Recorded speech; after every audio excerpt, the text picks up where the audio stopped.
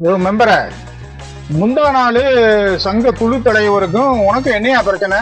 ஆமா தலைவரே, ஊர் தலைவரையும் ஊர் மக்களையும் ரொம்ப கேவலமா பேசிருச்சுக்கிறதாங்க தலைவர். அதான் எனக்கு கோவம் வந்துருச்சு, அதனால தான் சண்டை போட்டுக்கிறேன். அதை விடுங்க மெம்பரை, அதை போட்டு நேத்து உங்களுக்கு லைன்மேனுக்கு என்ன பிரச்சனைங்க கண்டுபிடிச்சிக்கிட்டீங்க? ஆமா தலைவரே, எங்க ஏரியாவுல கரண்ட் லைட் எரியாம போயிருச்சு. அதனால வந்து நம்ம தெரு மக்கள் பூரா கம்ப்ளைண்ட் பண்ணாங்க. அதான் லைன்மேனோட சண்டை பிடிச்சிக்கணும் தலைவரே. ஊருன்னு சொல்லித்தர முட்டாள் மெம்பரோட உனக்கு என்னையா பிரச்சனை? வேற என்ன தலைவரை, எதுக்கு எடுத்தாலும் அந்த முட்டாப்பியா மெம்பர் எதுக்கு எடுத்தாலும் நான் தான் செஞ்சேன்னு மாறு தட்டி வச்சிடறான். ஊர்ல நடந்த சம்பவத்தை பூரா நான் செஞ்சேன்னு சொல்றான் தலைவரை. மெம்பரை எதுக்கு எடுத்தாலும் கோபுறிய, உங்க உடம்புக்கு ஆகாது சரியா?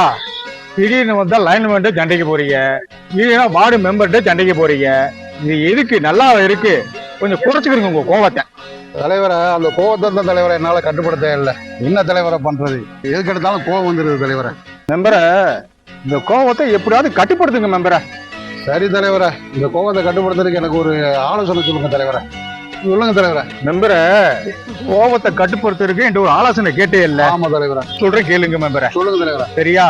ஒண்ணு, ஒரு இடத்துல சண்டை நடக்கிற இடத்துல வந்து நம்ம இருந்தோம்னா அமைதியா இரு மெம்பரை. சரி தலைவரை. அப்படி இல்லையா அந்த இடத்தை விட்டு நீ பாட்டு போயிட்டே இரு. சரி தலைவரை, கோபம் குறைஞ்சிரும். தலைவரை, இந்த ஊர்ல தலைவரா உங்களை வச்சா விளங்குமாயா? நீ எல்லாம் ஒரு தலைவராயா? நீ என்ன ஆளு நீ தலைவர்?